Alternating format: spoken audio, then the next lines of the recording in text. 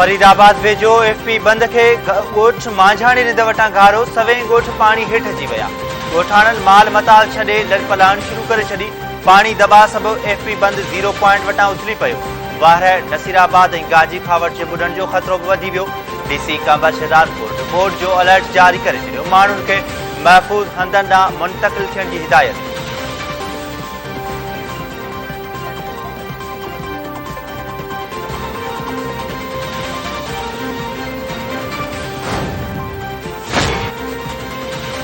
सिंध के मुख़्तलिफ़ शहरनि तोड़े गोठनि में घरनि जूं छितियूं ऐं भितियूं करण समेत धारदार वाक़िअनि ऐं हादसनि में 33 ॼणा हयातियूं विञाए वेठा।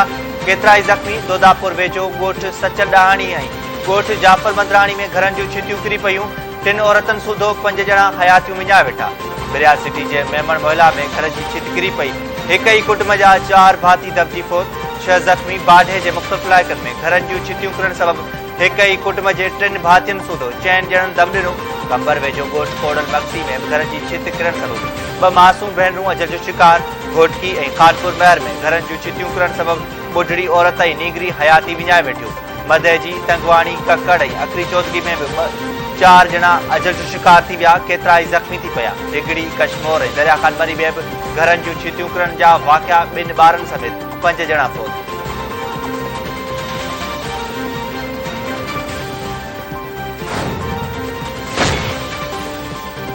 आलमी इदारनि जो बोर्ड मुतासिरनि लाइ $50 करोड़ खां वधीक इमदाद जो ऐलान। आलमी तंज़ीमनि ऐं मालियाती इदारनि वज़ीर आज़म शहबाज शरीफ़ जी अपील ते बोर्ड मुतासिरनि लाइ इमदाद जो ऐलान कयो।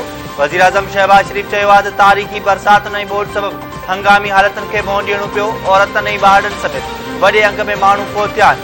घर, इंफ्रास्ट्रक्चर, फसल ऐं बाग तबाह थी विया। रोड, रस्ता ऐं पुलियूं लुड़ी वयूं। ज़मीनी राब्ता कटजण बाद इमदादी सरगर्मियुनि में बि ॾुखियायूं पेश अची रहियूं आहिनि।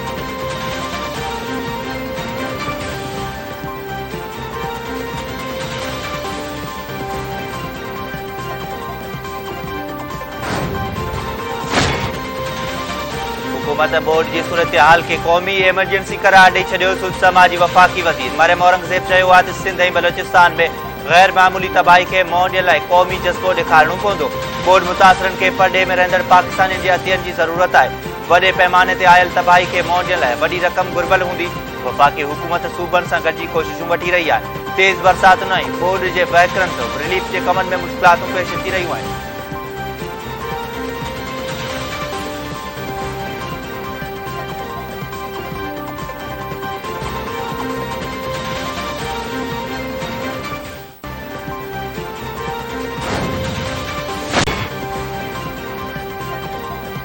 सिंध सरकार बरसात ऐं बोर्ड मुतासिरनि लाइ ट्रेंड सिटी क़ाइमु करण जो फ़ैसिलो करे छॾियो। वॾे वज़ीर सईद मुराद अली शाह जी सदारत हेठि रेन एमरजेंसी ऐं रेस्क्यू बाबति इजलास।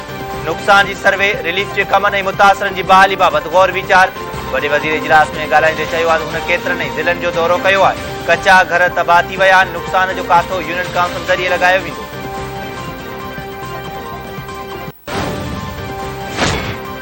Army chief general Qamar Javed Bajwa की सदारत हेठि कोर कमांडर कॉन्फ्रेंस। बोर्ड बारी सूरत हाल ऐं इमदादी कार्रवाई बाबति ब्रीफिंग।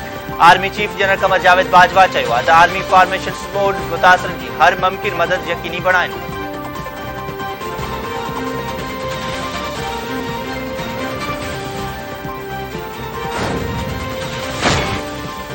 मीरपुर ख़ास डिवीज़न में बरसातुनि सबबु 8 ॼणा फोत थिया आहिनि। इतलात वारे सूबाई वज़ीर शर्जील मेमन चयो आहे त मीरपुर ख़ास डिवीज़न में बरसातुनि दौरान 348 ढोर बि मरी विया।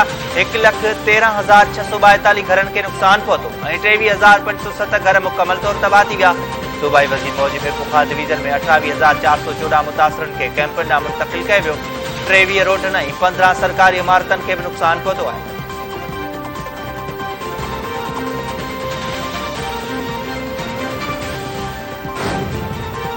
राशन ॾिनो आहे, बचियल मानी ॾिनी आहे ऐं मेडिकल कैंप लॻायो आहे।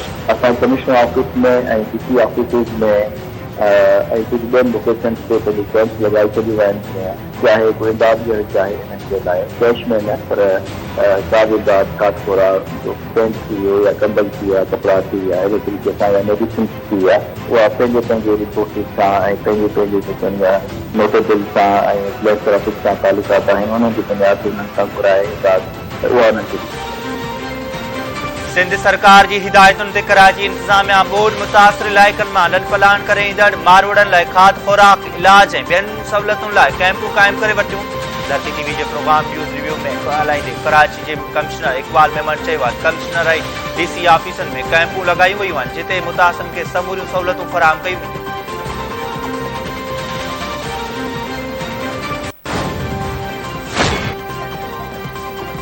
DC ओभर तारिक चांडे जो कराची में रिलीफ कैंपनि जे सिक्योरिटी लाइ SSP खे ख़त जे मतन में चयो वियो आहे त ओभर ज़िले जे स्कीम में 30 में बरसात मुतासिर लाइ रिलीफ कैंपूं क़ाइमु कयूं वयूं आहिनि। सभिनी कैंपनि जी सिक्योरिटी लाइ पुलिस एहलकार मुक़ररु कया वञनि।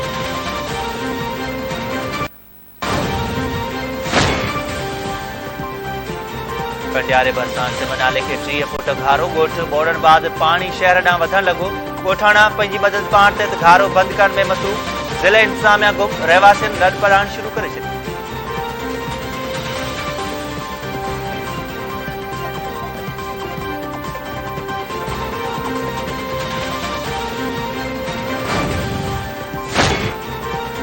परॾेही वज़ीर बिलावल भुट्टो ज़रदारी ऐं सऊदी अरब जे परॾेही वज़ीर विच में राब्तो। बिलावल भुट्टो ज़रदारी सूबे में बोर्ड बाबति सऊदी परॾेही वज़ीर खे आगाही ॾिनी।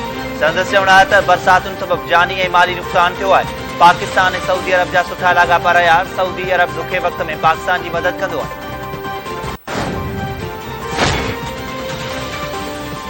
इस्लामाबाद जी दहशतगर्दी टोड़ अदालत धमकियुनि वारे केस में PTI चेयरमैन इमरान ख़ान जी उबूरी ज़मानत मंज़ूर करे वरिती। जज राजा जवाद जी अदालत इमरान ख़ान खे 1 सेप्टेम्बर ताईं उबूरी ज़मानत मंज़ूर कई। अदालत में इमरान ख़ान जी पेशी वक़्तु सख़्त हिफ़ाज़ती इंतज़ाम बख़्तरबंद गाॾी बीठल रही। FC ऐं पुलिस जा 400 खां वधीक एहलकार मुक़ररु कया विया। गैर लाॻापियल माण्हुनि जे जुडिशियल कॉम्प्लेक्स में दाख़िला ते पाबंदी लॻाई।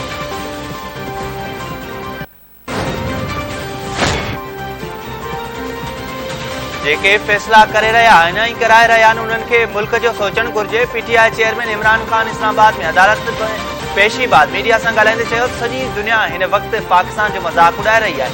शहबाज़ गिल ते जिंसी तशद्दुद थियो। मूं चयो त कानूनी कार्रवाई कंदुसि त मूं ते दहशतगर्दी जो केस कयो वियो। ईअं लॻी रहियो आहे ॼणु पाकिस्तान बनाना रिपब्लिक आहे। ख़ौफ़ विझां ही पंहिंजो पाण खे बचाइण लाइ पाकिस्तान जो मज़ाक़ उॾाए रहिया आहिनि।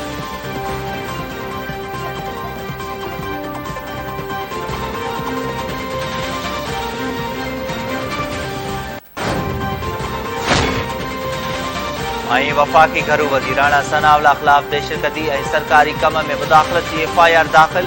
पुलिस मूजिबि घरू वज़ीर ख़िलाफ़ केस गुजरात थाणे ते शहरी जी दरख़्वास्त दाख़िल कई।